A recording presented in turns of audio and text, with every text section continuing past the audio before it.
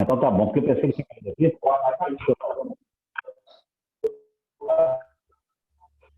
Não, pode Não tá falar, legal. Renato.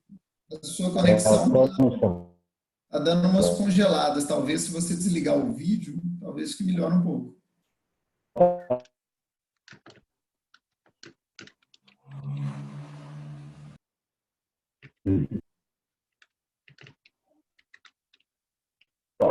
Parou. Não. Fazer o quê? Bom, gente, até o Renato, então, Jordano, o que você acha? Até o Renato ajustar, vamos dar início? Vamos, podemos começar aqui. Eu vou fazer o seguinte, eu vou silenciar o microfone de todos, deixar só dos participantes aberto, para não ter nenhum ruído de fundo. A gente vai estabelecer um bate-papo aqui e depois nós vamos abrir para a gente conversar também. Aí, lá para frente, eu abro os microfones. Pode ser? Ok, beleza. Vou fechar para todo mundo aqui. Vou liberar o Zé Costa, o Carlos, a Luísa. E a Luísa, doutora Luísa. Deixa eu ver aqui.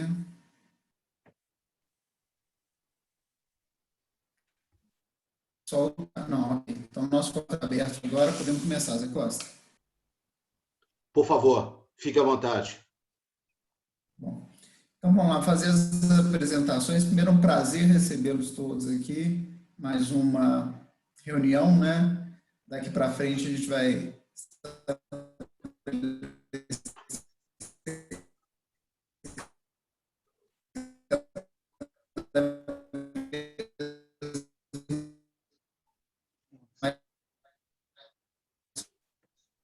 Jordano está travado? Travou, o Giovanni travou. Jordano Então travou. vamos lá. Deixa eu retomar aqui. Pessoal, fazendo as vezes do SEAC, Sindesp, entidades apoiadoras, agradecer a todos pela presença. Esperamos que possamos ter uma hora aí de conversa proveitosa com os dois ilustres convidados desta noite, Dr. Carlos Souza, doutora Luísa Belchior, ambos da Sercomed, atuam há anos nos nossos segmentos de serviços, nos dando um valioso suporte em segurança e saúde do trabalho. Nesse contexto de pandemia, nós achamos importante estar conversando sobre protocolos, sobre atitudes, posturas empresariais, que, afinal, vão repercutir, não é, no nosso dia a dia, não só sobre o aspecto do impacto sanitário, como também de consequências jurídicas futuras. De imediato, gostaria de passar a palavra ao Dr. Carlos para dar início aí à sua exposição inicial. Fica à vontade, Carlos. Obrigado, viu, mais uma vez. Ok. Boa noite a todos, né? Seu da FEBRAC, né? Bom, ao Zé Costa pelo convite, né? Não esquecer aí, Valéria, sempre parceiro aí nesses longos anos de ciência, né? Antes de entrarmos aí no nosso tema central, o protocolo de SCT, no enfrentamento dessa pandemia, né? Foi uma reflexão, como será o mundo do trabalho pós-pandemia? Penso que algumas mudanças vieram realmente para ficar, algumas já estavam em curso, como o trabalho home office, como e com o distanciamento social, isso vai acelerar, né? Essa atividade ela vai tornar-se mais presente no dia a dia, né? Alguns cientistas, pensadores até apostam que o mundo não será o mesmo. Claro que isso pode mudar de um dia para o outro aí. Da mesma velocidade que o coronavírus veio, pode vir se a gente conseguir aí uma vacina num curto prazo de tempo, né? Mas as expectativas não são boas, é no mínimo 18 meses, e nesses 18 meses nós vamos ter aquele efeito sanfona. O vai e vem, talvez, aí de ter que ter o isolamento social novamente, né? O aumento de algumas restrições, por causa exatamente se tiver algum aumento de contágio, né? O segmento de vocês, né? Eu gostaria de saber, antes de eu entrar mais a fundo, a doutora, porque senão eu estou correndo algumas coisas e ela congelou. Congelou. Pode falar de novo. Vai de novo. Antes de eu seguir, né, para você se apresentar, né? Ótimo. Tá bom, gente, boa noite, é um prazer imenso estar aqui com vocês. Meu nome é Luísa, eu sou médica do trabalho na Sercom, sou especialista pela ANANT. Na Sercom eu trabalho com coordenação de PCMCOS, principalmente com a gestão da saúde do trabalhador. Tenho experiência clínica no atendimento em centros de saúde também, sou assistente técnica em perícias trabalhistas e agora, desde a epidemia, tenho trabalhado bastante na criação de programas e protocolos para ambientes de trabalho mais seguros contra o coronavírus. Tá? É um prazer estar aqui com vocês e vamos ajudar no que for possível aí hoje para responder as perguntas. Obrigado. Carlos, se me permitir, Ok. só acusar aqui, mais uma vez, a presença conosco do nosso presidente Renato, do SEAC, da FEBRAC e diretor do Sindicato das Empresas de Segurança, e também do nosso próximo convidado, do Dr. Fernando Ubaldo Coutinho, com o qual faremos uma videoconferência no dia 27. Vai lá, Carlos, segue. Ok. Então, assim, hipoteticamente, no segmento de vocês, o que vai mudar, né, no entendimento, né, daqui para frente? Hipoteticamente, vamos pegar um segmento econômico que vocês todos, né, todos os segmentos, tanto a conservação e limpeza quanto a vigilância, prestam serviço. Por exemplo, as aulas em EAD, o ensino EAD, já é uma realidade. Com o avanço da pandemia, isso vai se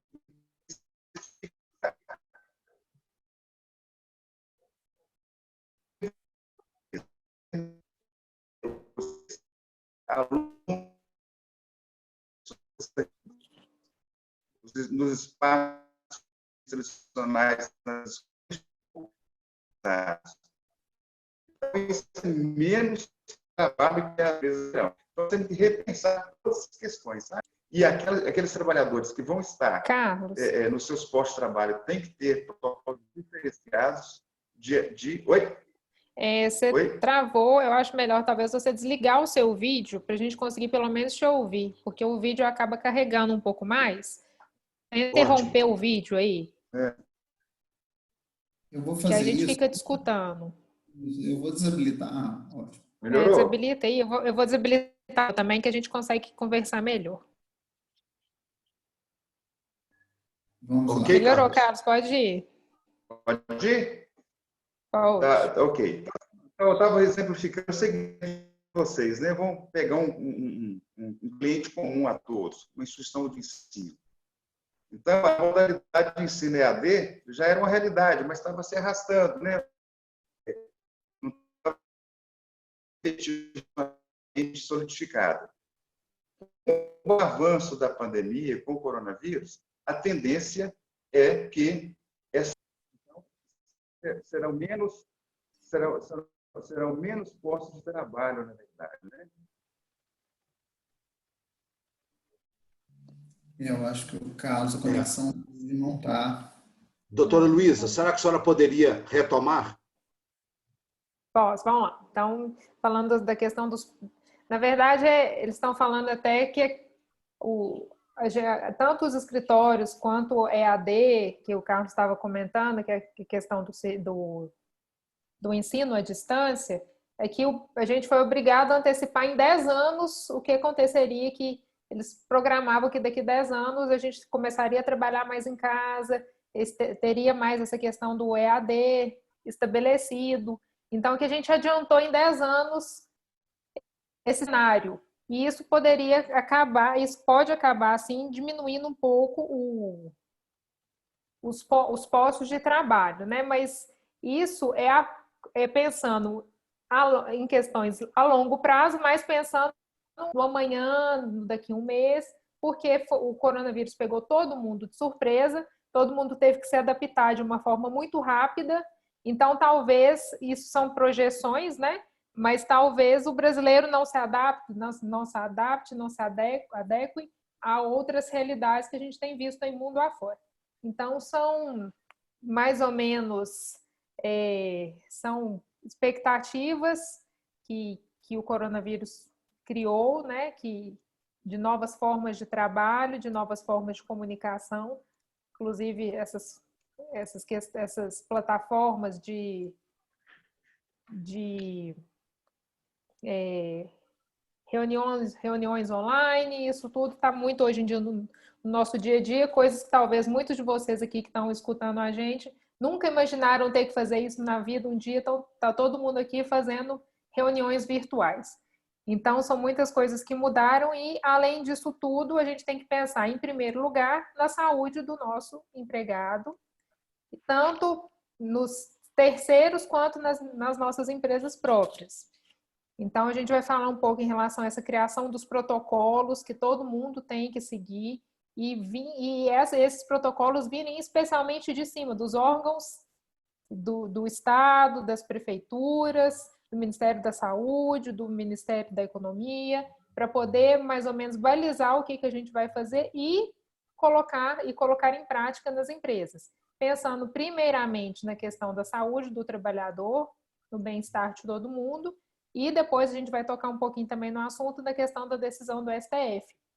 É a questão que está todo mundo meio preocupado aí, que é a questão de caracterizar ou não a Covid-19 como acidente de trabalho. Ótimo. O Carlos conseguiu voltar? Meu áudio está baixo. Está ótimo. Não, está ótimo, nós estamos te ouvindo.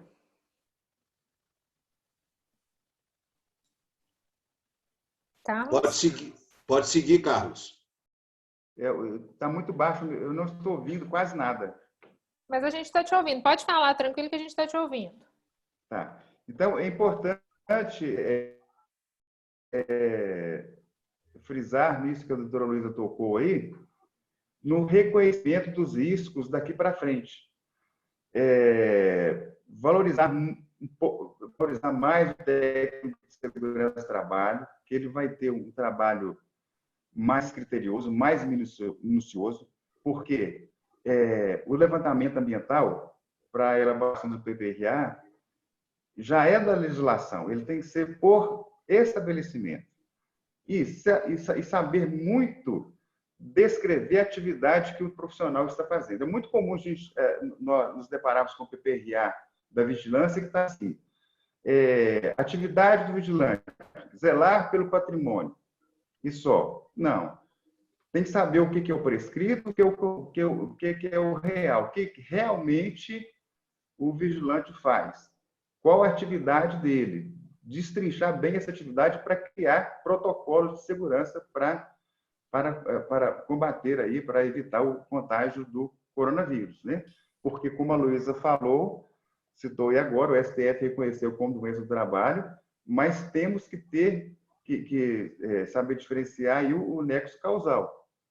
A gente tem que ter critérios para estabelecer o nexo causal, porque senão todos os trabalhadores que forem infectados pelo coronavírus vão alegar que a doença do trabalho, na verdade, não é. Então, assim, Ô, Carlos, você me permite? Toda atividade, o protocolo por... Carlos. Congelou? Apenas uma breve explicação para quem está nos vendo, para situar a questão da doença ocupacional, né? Porque a medida provisória 927 havia previsto que não haveria a capitulação do Covid-19 como doença ocupacional. Ocorre que o Supremo, julgando uma ação direta de inconstitucionalidade, derrubou essa ressalva, daí então a nossa preocupação de haver a caracterização da Covid-19 como doença ocupacional. Só isso. Vai lá, segue. Ok. Inclusive, a gente não sabe como será o entendimento da Justiça do Trabalho com relação a isso. A Justiça do Trabalho vai seguir o anexo 14 da NR15? Será que será considerado doença ocupacional somente quem está exposto na linha de frente? Porque, como é pandemia, o contágio pode ser na própria casa, no elevador. Então, não tem como ter um nexo focado só exatamente por ser coronavírus. Então, vai ser uma briga judicial, inclusive, isso. Por isso que as empresas elas têm que se proteger, fazendo o quê? Protocolos bem feitos, provando que todas as medidas possíveis de proteção para evitar o contágio foram realizadas, né? Então, é muito importante isso. Perfeito. Perfeito. Eu acho que esse ponto eu acho que vale a pena destacar, inclusive, porque a nossa preocupação, como o Carlos falou, inclusive, é como o Poder Judiciário vai tratar essas questões futuramente, né? Nós estamos no meio de uma pandemia, todo mundo está sensibilizado, né? Todo mundo preocupado, nós estamos com a memória que não é nem fresca, nós estamos vivendo o problema. Mas daqui a 2 anos, enquanto ainda, né, vamos discutir questões agora, talvez eventuais nexos de causalidade entre uma contaminação, ou até outros problemas decorrentes, né? Eu já queria trazer para a discussão, a gente está vendo todo mundo aqui em teletrabalho, já uma discussão nova que nós estamos vivenciando, e problemas de ergonomia, problemas de até mesmo duração do trabalho, está todo mundo trabalhando o dobro ou o triplo do que trabalhava no escritório, né? Estamos aqui, a De sala está... adaptação. Né? Então, essas todas são questões que têm a ver com o protocolo de saúde e segurança do trabalho, né? Que a gente vai ter que atentar daqui para frente. E não vai ser só agora. Eu tenho falado com vários empresários, alguns que levaram o seu pessoal administrativo, às vezes até o pessoal comercial, para trabalhar à distância, e o pessoal está produzindo mais, está conseguindo ter resultado. Então, acho que muita gente não vai voltar. O termo que está sendo usado agora, é um novo normal. Daqui para frente, a gente vai viver essa nova situação. Então, como é que você vai dar condição, por exemplo, de um trabalhador ter uma condição ergonômica, né? Minha esposa é arquiteta, ela tem essa preocupação ergonômica, ela está trabalhando isso muito para alguns clientes. Uma cadeira ergonômica, uma mesa, uma iluminação adequada, isso sem falar em outros requisitos trabalhistas, né? Com questão de conexão, equipamento, né? Mas como é que vocês veem isso? Isso cabe dentro agora de um protocolo de saúde e segurança do trabalho para a gente prevenir, que a nossa intenção é sempre diminuir o risco, né? Lá do judiciário, porque segurança jurídica absoluta a gente não tem nesse país, né? Lugar nenhum. A mesma condição que o trabalhador, que o empregador disponibiliza para o empregado na empresa, ele tem que disponibilizar também no ambiente em home office. Então, isso é uma exigência legal, né? Então, as condições ergonômicas, por exemplo, né? O empregador, antes de realizar essa troca desse novo modelo, tem que verificar, através de um levantamento, se naquele local, na casa do cidadão, realmente tem as condições ergonômicas adequadas, né? Agora, controle de horário, nós tivemos uma live semana retrasada exatamente sobre o trabalho home office, né? E nem todas as pessoas vão se adaptar, porque depende muito de disciplina, sabe, Jordano, Zé Costa? Por exemplo, você tem que ter uma disciplina de início de jornada, fim de jornada, como que vai ser. A gente até deu uma orientação, né? Colocar como se ele estivesse no ambiente de trabalho mesmo, o mais próximo possível. Inclusive, não deixar de socializar. As reuniões, né, se sejam por videoconferência, elas serem sistematizadas, né? O próprio convívio social com os colegas, porque senão o trabalhador também começa a ter um problema até da ordem mental, até da saúde mental, né? Então, às vezes, resolve um problema por um lado e cria um problema de outro. Então, isso tem que estar muito estruturado, né? É tudo uma novidade, mas são estudos que têm que ser feitos e a gente tem que ter uma previsibilidade do que pode vir no futuro, né? Como fazer essa gestão de risco em poucas palavras? Se você tiver a resposta, a pergunta de 1 milhão. Doutora Luísa. Não, é a pergunta de 1 milhão mesmo. Na verdade, eu queria até reforçar essa questão de que foi todo mundo pego de surpresa. Então, todo mundo foi para casa sem ter condições adequadas. Então, se isso for se tornar uma prática realmente, se as pessoas forem para home office ou para o que a gente chama também de anywhere office, que existem hoje vários coworkings espalhados pelo Brasil, pelo mundo, onde a pessoa pode trabalhar mais perto de casa, em escritórios mais perto de casa. Então, eu acho que daqui a um tempo, quando o novo normal, como o próprio Jordano disse, quando o novo normal voltar, que a gente for também, os próprios empregados também forem exigir trabalhar em locais mais seguros para eles, que eles também não querem voltar para qualquer lugar, para espaços de trabalho onde não ofereçam proteção para ele. Então, eu acho que talvez muitas pessoas vão acabar ficando em home office mesmo. Aí é tempo de organizar tudo, aí é tempo de começar, vai dar tempo de ter uma análise ergonômica do local de trabalho, um levantamento de risco do local de trabalho dessas pessoas, para sempre pensando exatamente na saúde e no bem-estar, na saúde física e mental do empregado e no seu bem-estar, e também, claro, a empresa pensando na produtividade. Então, se as empresas perceberem que a produtividade de algumas pessoas era maior em home office, vamos manter essas pessoas em home office.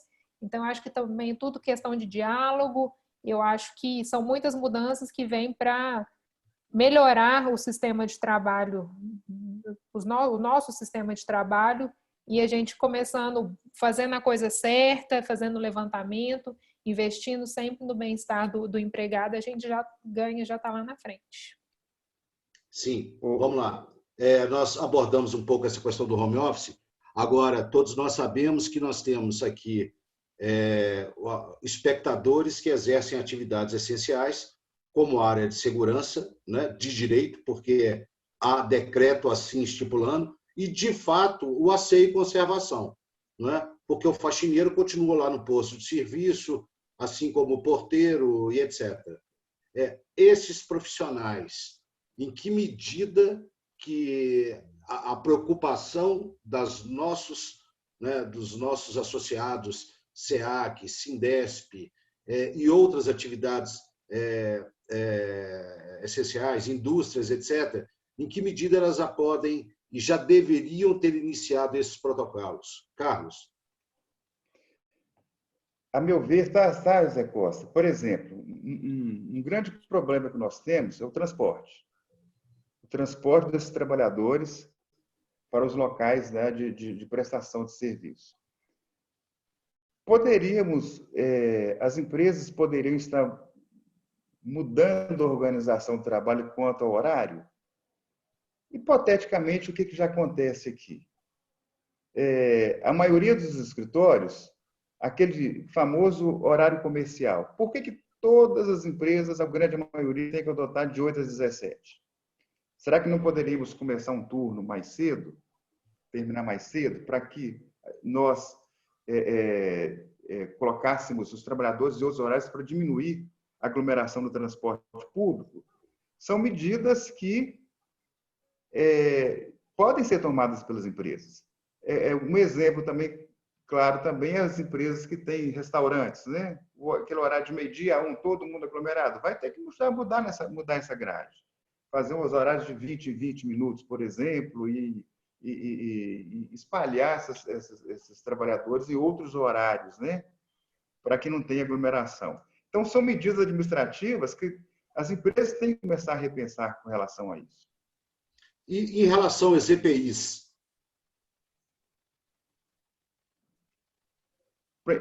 A máscara, né? A doutora Luísa pode até, ela está vendo um trabalho com relação a isso. A máscara foi colocada aí como uma EPI, mas o tipo de máscara que está sendo utilizada pela população, você vê que não tem CA, não tem um certificado de aprovação, foi realmente uma medida emergencial para tentar proteger poucas gotículas de uma exposição de alguém que já está contaminado, né? Então, assim, para os trabalhadores da área da saúde, já tem os EPIs adequados, com CA, e isso já é bem estabelecido. Agora, para a população em geral, ainda temos que certificar esses EPIs, porque é tudo muito novo ainda, né? Mas as medidas que temos são essas realmente mais emergenciais. Agora, nos pós-trabalho, Zé Costa, as empresas têm que pensar primeiro na proteção coletiva. O que é a proteção coletiva? Vamos aqui, uma recepção, por exemplo, da empresa. Colocar um vidro protetor. Muitas empresas de recepção não têm aquele vidro. É o que hoje os supermercados estão começando a fazer nas frentes de caixa, né? Estão colocando aquela proteção de acrílico ou de vidro. Então, são medidas que só lá no levantamento ambiental bem feito, que eu citei um tempo atrás, né, alguns minutos atrás, é que a gente vai conseguir criar esse protocolo. Porque cada estabelecimento tem um risco diferenciado e tem um modo operatório diferenciado, podemos dizer assim. Então, assim, a gente tem que procurar realmente entender a atividade realizada em cada posto de trabalho, até para propor um protocolo para aquele local. Tá. Perfeito. Deixa eu só complementar aqui. Em relação, por exemplo, ao fornecimento de máscara, então já tem a lei, né, 23636, eu acho que de abril, do governo de Minas, do estado de Minas, obrigando as empresas a fornecerem as máscaras para os seus empregados. Mas eu acho que antes de pensar nisso tudo, a gente tem que pensar na questão do risco ocupacional. São várias as profissões que estão aqui, igual citaram porteiro, auxiliar de limpeza, vigilante. Então, assim, a gente tem que pensar, antes de tudo, na questão do risco ocupacional, na chance, né, na probabilidade daquela atividade expor o seu empregado ao certo risco. Então, a gente tem que pensar, por exemplo, das variáveis da frequência, da intensidade, da duração da exposição a esse risco. Então, talvez, daqui a um tempo, não necessariamente esses EPIs que serão utilizados durante a pandemia terão que ter CA. Por quê? Porque a exposição, a profissão do empregado não necessariamente coloca ele em risco ocupacional, que a gente chama que no caso do coronavírus é o risco biológico. Mas a gente tem que pensar nessa prática como, no momento, para a proteção de toda a população, principalmente pensando em quem que a máscara é mais eficiente, em quem está com a Covid, mas não tem sintomas ou está com poucos sintomas, de diminuir, de mitigar a transmissão do vírus.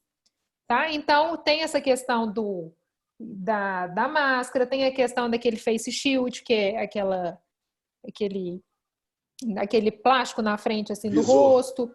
O visor, isso, tem o visor. Tem a questão que são as outras orientações que são dadas pela OMS, pelo Ministério da Saúde, pelo CDC, por vários órgãos internacionais. Então, é o uso da máscara, evitar aglomeração de pessoas, manter o distanciamento de, no mínimo, 1,8 metros nos postos de trabalho, realizar a higienização das mãos constantemente. Então, a empresa tem que distribuir, colocar em mais locais de circulação álcool em gel, quando não é possível os empregados utilizarem água e sabão o tempo todo.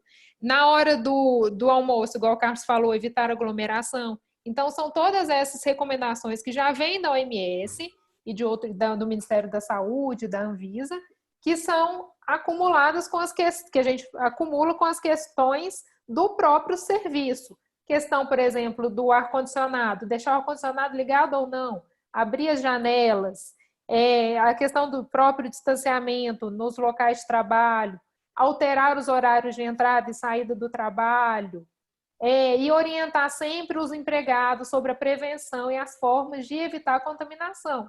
Como? Por cartazes, e-mail, vídeos, tudo que você puder orientar todos os seus empregados para diminuir tanto a transmissão do vírus quanto a própria contaminação. Então, a disseminação e a contaminação. Perfeito. Doutora Luísa e Carlos, o doutor Eduardo Pragmático, que nos dá o prazer de estar conosco aqui, já coloca uma questão e eu acho que a gente já poderia trazer a contribuição daqueles que estão conosco. Ele diz o seguinte: como fica a questão do grupo de risco? Afasta simplesmente ou é necessária uma opinião médica para saber se existe mesmo risco? Tá, vamos lá.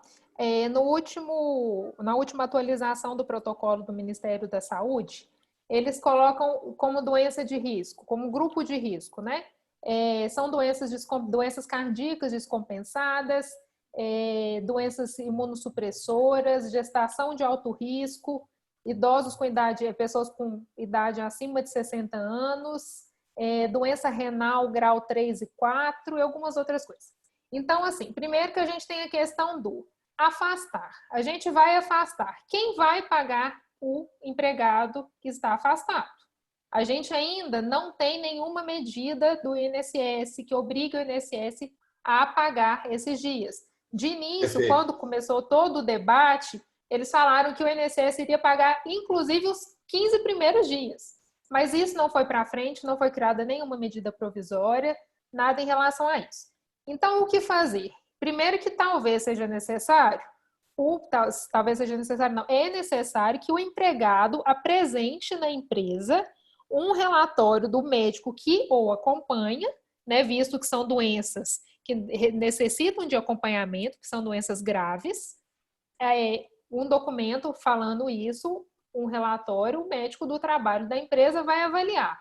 Não, realmente é de boa prática da empresa que essas pessoas não estejam no contato com o público ou que não estejam naquele posto de trabalho. Será que é possível a gente colocar ali um posto de trabalho mais próximo da sua casa, que não precise pegar um transporte público? Será que é possível essa pessoa ir trabalhar de carro próprio? Será que é possível a gente colocar ali um posto de trabalho onde ela não tenha contato com outras pessoas, onde ela fique em uma sala individualmente? Então, a gente tem que pensar primeiro nessas questões do trabalho onde dá para resolver. No que não é possível resolver, que não tem jeito de colocar o vigilante em outro local, ou fecharam vários postos de trabalho, ele vai ter que ir para a base, a gente tem que pensar nisso também. Não tem onde o empregado ficar. Ele não sabe fazer, não tem outra função a não ser o de vigilante, a não ser o de porteiro, não mexe com outras coisas, não é possível fazer uma mudança de função. Então, o que a gente pode fazer? Tentar a empresa pagar os 15 primeiros dias de atestado, né? O médico do trabalho ou o próprio médico assistente do empregado conceder esses 15 dias e a gente tentar encaminhar para o INSS. A gente lá na Sercom, a gente ainda não teve nenhum retorno em relação a isso, tá? Se o INSS está afastando ou não, mas eu tenho visto em grupos de médico do trabalho que isso ainda não está ocorrendo, que o INSS ainda não está arcando com isso. Então, o que a gente pode fazer? Talvez usar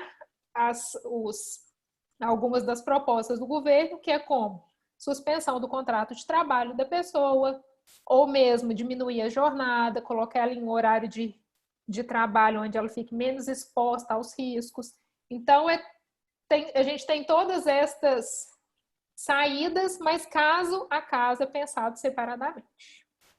Bom, eu gostaria de aproveitar e colocar também aqui uma pergunta do Zé Napoleão, que nos acompanha. Ele parabeniza pelo evento e diz: gostaria de aproveitar a oportunidade para indagar qual o posicionamento dos senhores sobre a utilização da telemedicina para a realização dos atendimentos aos colaboradores, realizando ASOS, admissionais, periódicos e demissionais. Obrigado. Com a palavra aí, Luísa. Tá, então vamos primeiro com o fato de que, pela MP 927, os exames ocupacionais deixaram de ser obrigados. A sua realização deixou de ser obrigatória. Não que ela não possa ser realizada, mas ela só deixou de ser obrigatória. Então, e aí, em contrapartida, a gente tem a liberação da telemedicina, pela MP também e pelo governo. Então, a gente tem dois lados. Por quê? Muito tem se falado, tanto as associações relacionadas à medicina do trabalho, que os atendimentos ocupacionais, eles exigem um atendimento físico, porque você tem que realizar o exame físico da pessoa, muitos empregados têm exames complementares, então a gente pode usar de duas opções, ou não, a gente não vai fazer porque essa função não oferece risco ao trabalhador, porque isso está na MP, né? Se a função se tiver exposição a algum risco, o médico do trabalho pode optar por não, pela empresa ter que mandar os empregados realizarem os exames normalmente, tá? Então, tem essa opção de continuar fazendo os exames. Na Sercom, por exemplo, a gente tem todo um protocolo de atendimento, não tem aglomeração, os exames estão feitos agendados, exame de espirometria, por exemplo, não está sendo realizado. Então, as empresas de medicina do trabalho também, e os SESMITs têm que montar um protocolo de atendimento, caso vá se decidir por realizar o atendimento. E o atendimento da telemedicina não está muito bem visto, ainda não tem nada que proíba, não tem nenhum documento, mas já tem algumas diretrizes de algumas associações de medicina do trabalho orientando a não realizar o atendimento ocupacional via telemedicina, porque a gente precisa do contato com o empregado, a gente precisa de realizar o exame físico do empregado. Então, a gente tem, ou não realiza, deixa para quando acabar a pandemia, que ainda tem um período de 60 dias, caso não seja uma função que exponha o empregado ao risco, ou realiza dessa forma em empresas que mantêm o protocolo e que não vai colocar o empregado em risco se ele for realizar o exame. Perfeito. Jordano, parece que está reconectado. Zé Costa. Pois não, Só Carlos. complementando o que o doutor você colocou aí, o Conselho Regional de Brasília estabeleceu que os exames ocupacionais não podem ser realizados por telemedicina. Então, assim, e o Conselho Regional de Medicina de Brasília é um multiplicador, né, uma referência para os outros conselhos. Então, em breve, com certeza, teremos aí uma resolução a nível de Conselho Federal. Que essa resolução do Conselho Regional de Brasília foi, se eu não me engano, a semana passada, sabe? Foi isso. Então, nós estamos caminhando a passos largos para não ter essa autorização para exame ocupacional ser feito por telemedicina. Perfeito. Não sei o que vocês acham, acho que poderíamos agora começar a abrir para que os nossos assistentes e visitantes possam estar fazendo os questionamentos, não é isso, Jordano? Ô, José Carlos, deixa eu só complementar não, em relação à questão da medida, da decisão do STF. Fique à vontade. O que acontece? Desde que o STF, pelo plenário, né, do STF, que foi no dia 29 de abril, que suspendeu a eficácia dos artigos 29 e 31, né, da MP 927. Então, o que acontece? Em muitos meios de televisão, meios de jornais, na imprensa, divulgou-se que o STF tinha falado, que estava afirmando que a Covid-19 poderia ser considerado como uma doença ocupacional. A questão não foi essa. A questão é o seguinte, eles discutiram que a MP não é o local correto para se haver essa discussão. Então, não é ali que vai ter discussão se a Covid-19 pode ou não ser considerada como doença ocupacional. Então, a Sim, questão agora foi só um detalhe, né? Para aquecer o debate. Na medida em que porque na prática é o seguinte, cai a MP, volta ao status quo, né? A realidade anterior. Uhum. E a realidade anterior é que, feito o nexo de causalidade, é doença ocupacional. Né? Então, na prática, né? Isso, aí tem a questão da Lei 8.203, né, que fala da doença endêmica, comprovando o nexo, comprovou o nexo, pronto, acabou. Então, eu acho interessante o batonzinho na gola. Doutor Jordano. Vamos lá. Eu até coloquei uma conexão do celular aqui de backup, se cair essa, não é nem minha conexão aqui, está caindo ao aplicativo mesmo do Zoom. Mas havia uma pergunta, não sei se foi respondida, né? Como documentar esses protocolos de SST? Eu acho que essa questão é fundamental no sentido das empresas se precaverem futuramente, né? Já pensando no aspecto de compliance trabalhista, um dos fundamentos é estabelecer todas as normativas. A gente precisa escrever, precisa registrar. E não basta só isso, né? A gente tem que depois levar essa informação para o trabalhador. Então, temos que ter registro também dos treinamentos, das orientações, da fiscalização do uso, né, dos equipamentos, e não só de equipamentos, mas também das condutas, né? Um outro pilar aí do compliance são os códigos de conduta especificamente. Então, a gente tem que pensar em trazer todas essas ferramentas para o empresário, né? A gente já discutiu isso em outras palestras, por que a empresa sempre é condenada na Justiça do Trabalho. O mais das vezes é porque a empresa é que tem que fazer a prova. Né? Muitas das vezes na Justiça do Trabalho, pelo caráter, né, da hipossuficiência do empregado, pelo princípio da capacidade de produção da prova, a empresa que tem que provar muitas vezes uma determinada conduta, uma determinada atitude. Então, a gente tem que trazer para agora para a gente, mais do que nunca, essa mentalidade de gestão de riscos. Documentar, e estabelecer essa informação, porque lá na frente, quem vai ser questionado na justiça se a empresa protegeu o trabalhador, se aplicou a legislação de proteção, vai ser o empresário. Então, daqui a pouco vai ter mais uma demanda de ações aí questionando não só a contaminação pela Covid, mas eventuais doenças ocupacionais que podem ser desenvolvidas aí nesse novo normal, e o empresário tem que estar preparado para fazer isso. Perfeito. O que mais se habilita? Complementando a fala do Jordano da importância, Zé Costa, no início da minha fala, eu falei exatamente disso, da valorização do técnico de segurança do trabalho. É comum, em algumas empresas, o técnico de segurança do trabalho desenvolver atividades que não são da sua área, atividades administrativas. Vamos focar agora para frente, cada vez mais, na qualificação desse técnico, para que ele tenha condição, com olhar clínico, praticamente, realizar o seu trabalho, né?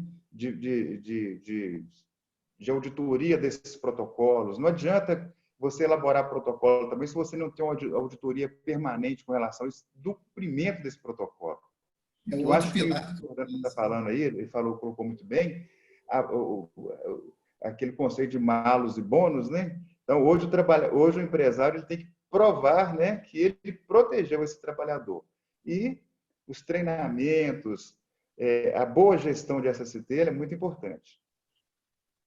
Ok. Carlos, deixar de ser aquele PCMSO, aquele programa que está ali só no papel, só para cumprir uma exigência quando o fiscal do trabalho chegar e pedir para a empresa, mas na prática começar a executar.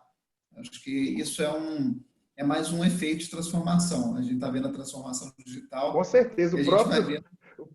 Não te cortando, o próprio E-Social veio para isso, né? A figura do auditor fiscal que chega na empresa de surpresa, a tendência disso é diminuir, porque vai ser um Big Brother o E-Social, né? Então, assim, o próprio empregador vai se denunciar quando ele negligenciar algum programa de saúde e segurança, alguma proteção, né? Então, é muito importante você estar tocando esse ponto, exatamente isso, porque daqui para frente, segurança do trabalho, principalmente os técnicos de segurança do trabalho das empresas, serem um pouco mais valorizados com relação a isso, né? E focarem o seu trabalho exatamente na atividade que está proposto para ele aí de SST. Bem lembrado essa questão do... A propósito, gostaria de propor aqui a todos, vamos avaliar aí, colegas Carlos, doutora Luísa, Jordano e companhia, fazermos, Carlos, se você topar um grupo nas nossas entidades só para essa área da questão da segurança, onde você e a doutora Luísa postariam notícias e informações a respeito do tema. O que você acha? Perfeitamente. Ok. Tem as nossas redes sociais já, Sercom, no Instagram e nosso site também. A gente sempre está atualizando, colocando boletins informativos sobre o tema também, que ajuda até a gente talvez criar esse grupo aí para já responder algumas questões. Exatamente. Nós vamos avançar nisso na próxima segunda. Jordano, quer eu acho que abrir? Independente, né, Zé Costa? Independente de ser cliente ou não da Sercom, acho que assim, a gente já tem um carinho tão grande com o segmento, né? Independente disso, a gente pode estar tirando dúvidas, né? Mas a intenção é essa, é puramente institucional, nada comercial, né? Ok. Uma contribuição técnica para os segmentos. Ok. Jordano? Eu liberei os microfones. Quem quiser desmutar, né? Tirar o mute e quiser fazer pergunta para a gente estabelecer um debate, está liberado. Não sei se o pessoal está tímido aí, mas vamos fomentar essa discussão.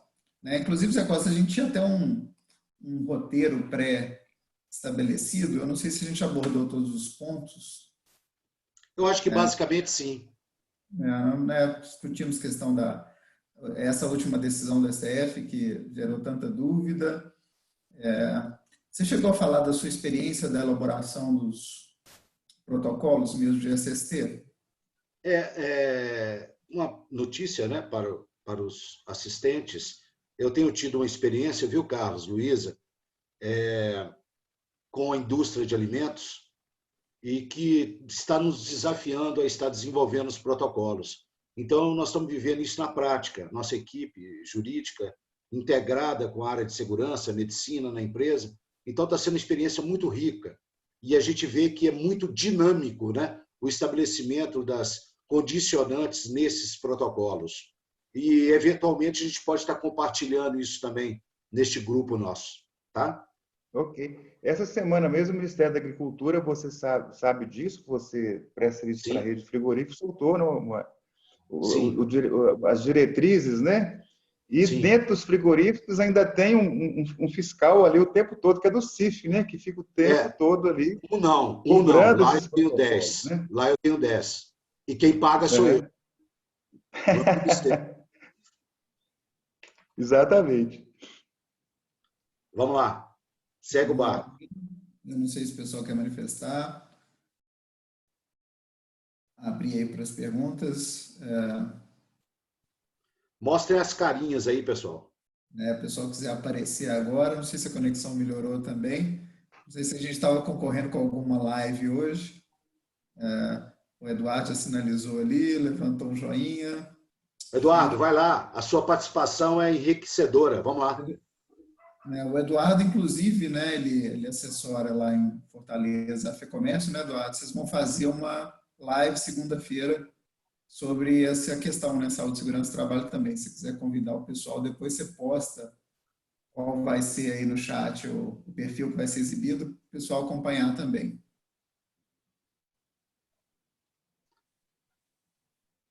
Seu som. Deixa eu liberar seu microfone aqui. Vai ser, eu mando para vocês aqui no chat qual é o perfil da FEComércio, que vai ter uma live também com o médico do trabalho. Eu anotei aqui tudo, já anotei 13 itens aqui que vocês falaram, achei sensacional. E eu acho que o mais sensacional que eu achei aqui foi a questão do coworking, né? Que talvez assim uma solução para as empresas na preocupação com a ergonomia. Por exemplo, eu aqui em casa, eu coloquei meu posto de trabalho na mesa de casa. Eu tinha optado por não ter um escritório dentro de casa. Meus livros todos eram lá no escritório, não aqui dentro de casa.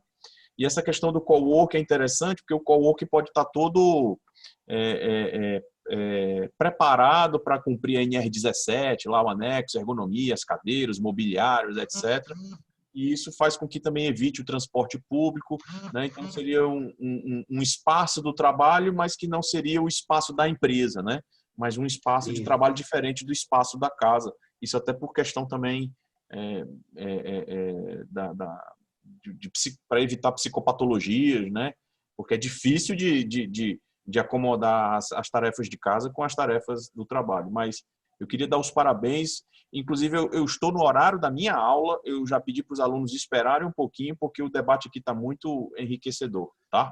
Nós é que agradecemos, foi extremamente enriquecedora a sua participação. Obrigado mesmo. Um abraço. Eu vou saindo a francesa, tá bom? Vai lá que seus alunos esperam. Depois eu vou divulgar para o pessoal aqui. Eu achei o convite aqui que você postou no nosso grupo lá de assessor jurídico da Federação, da FEBRAC. Vou compartilhar com o pessoal. Mais alguém? Posso complementar? Fala aí, Jordano. Jordano. Sobre o trabalho home office, só complementando aí um cuidado que deve-se ter com relação à caracterização do acidente de trabalho em home office. Por isso que aquela análise de acidente, quando ocorrer, ela tem que ser realizada. Porque, por exemplo, a título de exemplo, o trabalhador, ele se acidentar trocando o chuveiro dentro do horário de trabalho dele, não é acidente de trabalho.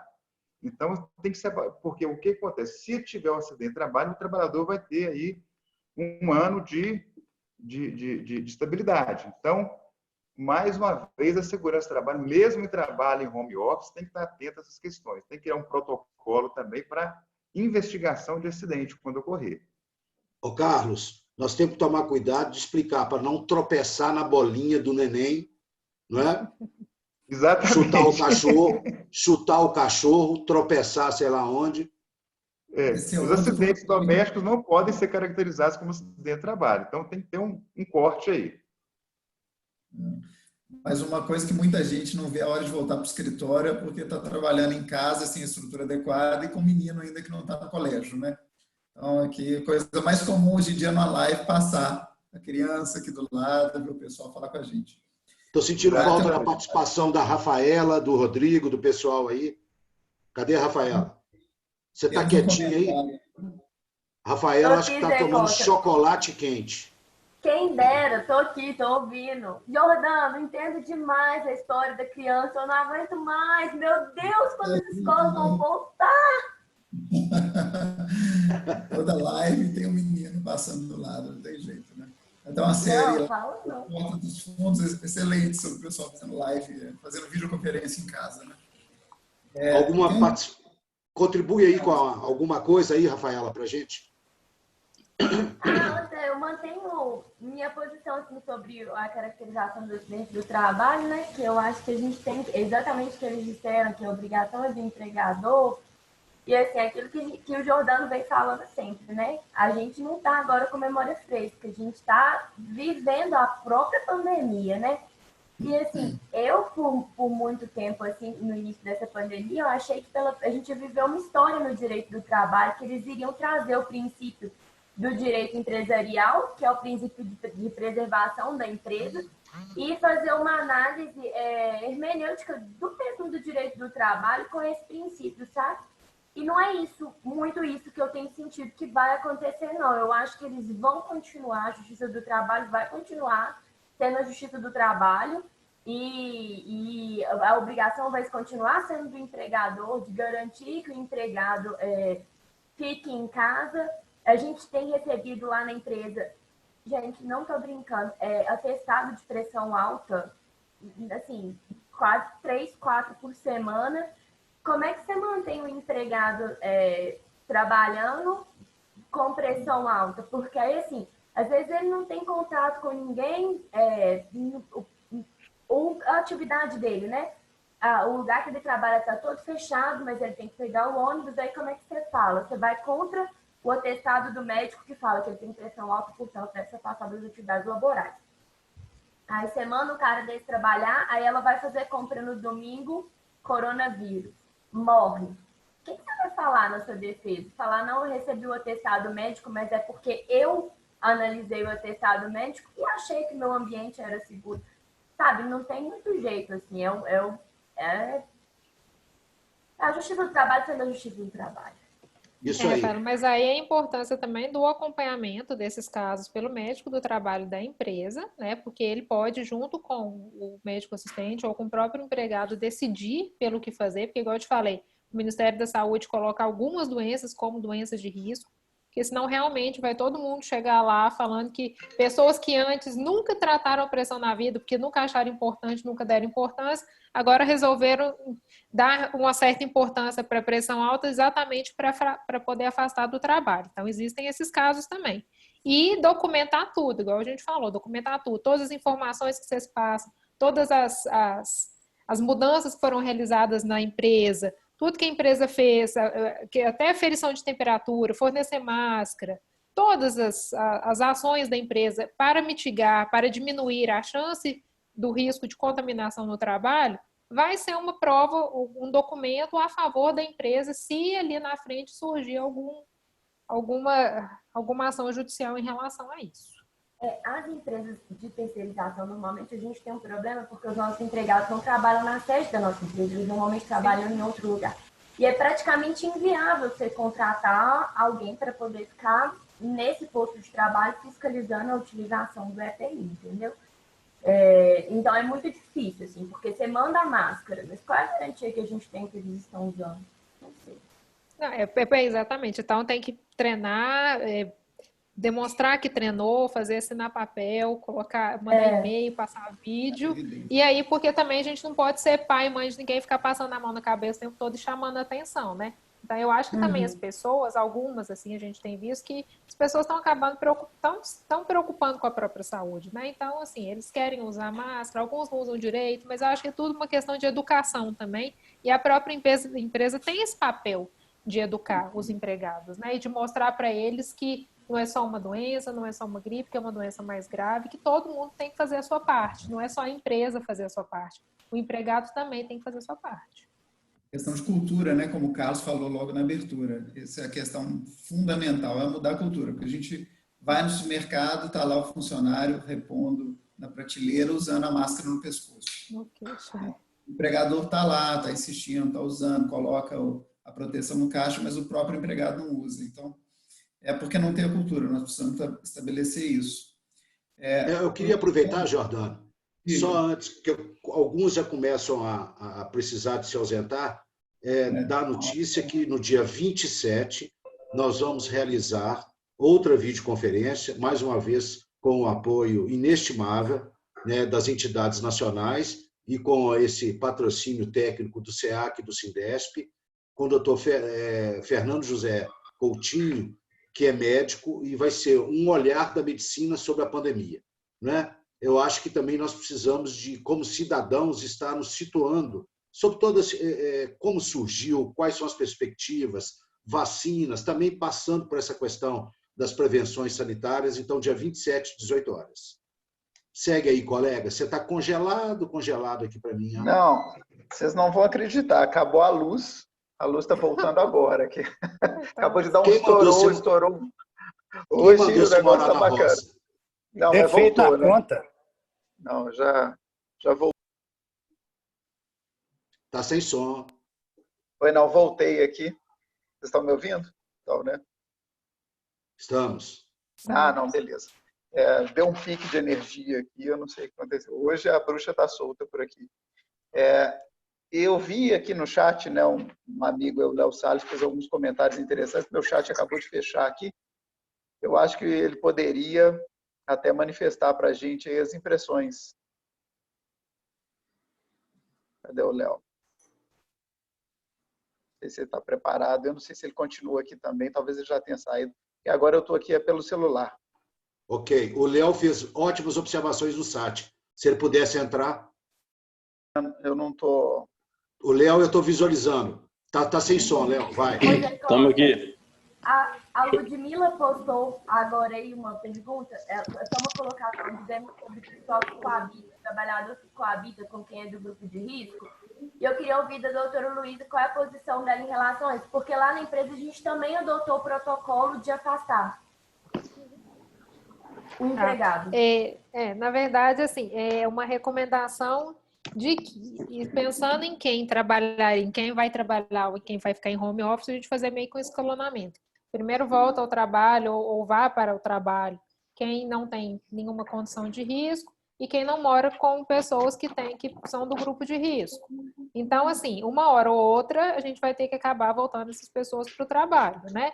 Então, é uma recomendação de manter a higiene, tentar em casa, não ficar próximo dessas pessoas, porque não tem jeito, gente. Se ficar com o empregado doente em casa já é oneroso para a empresa, imagina ter que pagar para alguém ficar em casa que nem doente pelo risco de contaminação das outras pessoas. Então, é sempre pensar nessa questão do local de trabalho mais seguro para diminuir, e todas as outras opções que eu falei, questão de rodízio, de trocar os horários de turno, para poder diminuir a chance de pegar a infecção e de transmitir para as pessoas que moram em casa.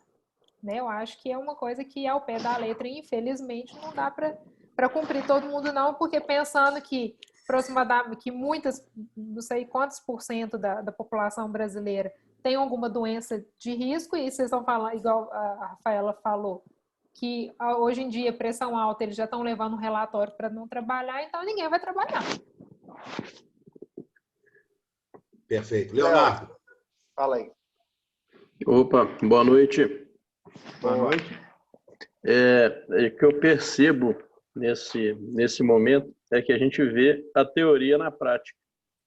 Muito se fala de reaprender, de inovar, de evoluir, e de repente, num período de guerra ou um período de pandemia, isso é acelerado.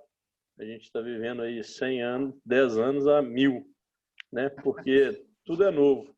seja uma aula à distância com os filhos, seja uma reunião com uma quantidade maior de pessoas, seja uma sala de aula, que a gente trabalha com treinamento e desenvolvimento de pessoas, isso aí tudo é novo para todo mundo, de repente, não teve assim um piloto, um período de experiência. E nessa onda aí das lives, eu assisti a do Nando Reis e o pessoal mandou para ele uma pergunta, né? O que você vai fazer assim que essa pandemia acabar? Ele disse, então, primeiro eu vou saber se a minha profissão ainda existe. Depois eu penso no que eu vou fazer. E isso é um motivo aí de preocupação, porque, de fato, aquelas relações de trabalho que existiam até então, praticamente todas vão ter algum tipo de mudança, de evolução, né? Não é que nem para melhor ou para pior, mas vai ser diferente. Igual era, não vai ser. Alguns não vão retornar ao trabalho, outros não vão ter nem trabalho mais para retornar. Então, esse é um momento angustiante, porque a gente não sabe, eu não posso lá adiantar o filme para ver o final, para ver se eu gosto, e depois eu assisto. Não tem jeito, é um momento.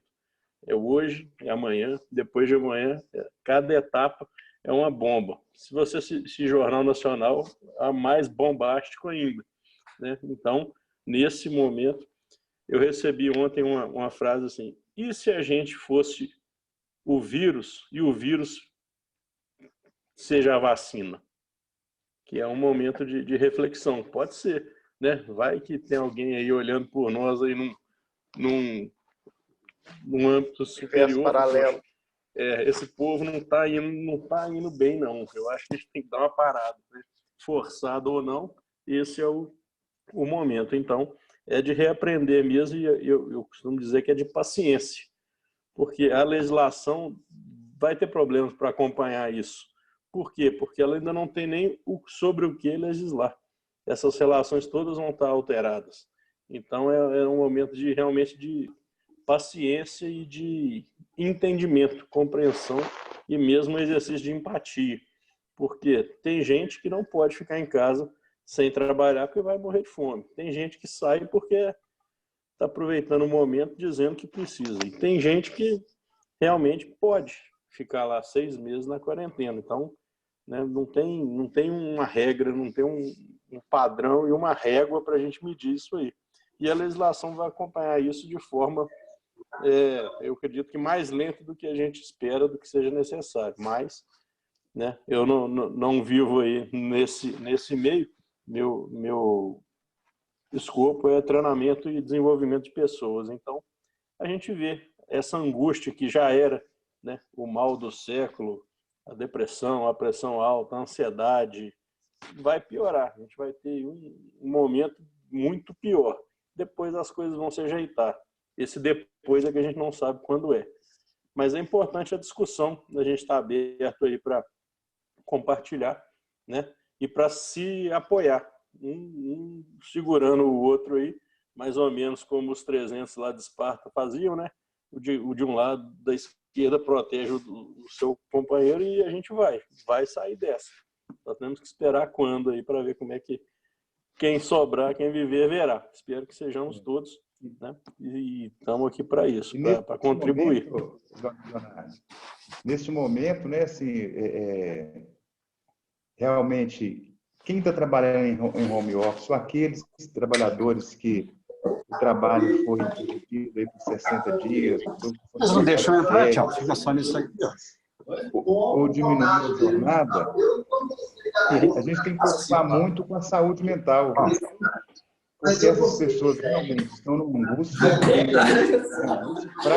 Gente, só um minuto. Porque o áudio do Renato está vazando. Está vazando aí, né? Deu, agora está jóia, porque eu estava com um probleminha. Posso tomar? Pode continuar. Diz que é Leonardo, né? Isso. Leonardo, né? Diz que o Leonardo estava falando, isso é muito importante, que a gente tem que dar uma atenção especial agora à saúde mental, inclusive, né? Que vivemos um momento de angústia, de incertezas, desse futuro, um futuro tão próximo, né? Que daqui a 3 meses a gente não sabe se teremos os empregos, né? As pessoas não terão o seu sustento, talvez, algumas pessoas, uns sim, outros não, né? Então, a gente tem que realmente tentar desenvolver um programa de saúde mental e de escuta das pessoas, inclusive, para que as pessoas elaborem praticamente um luto, né, que está acontecendo, né? Então, assim, para que os afastamentos aí para o transtorno mental não se intensifiquem, né? É muito importante um acompanhamento psicológico, não puxando a sardinha para o meu lado, que eu sou psicólogo, mas essa escuta agora é muito importante, né? Bom, gente, eu acho que nós podemos estar começando a encaminhar para as nossas conclusões. Eu não sei se alguém mais quer se manifestar, senão poderíamos passar a palavra para a doutora Luísa e para o doutor Carlos para as considerações finais. Jordano, vai. Bom, acho que talvez o Renato queira falar, acho que abriu o microfone, Renato. Eu queria falar um pouquinho, que eu vou precisar me ausentar.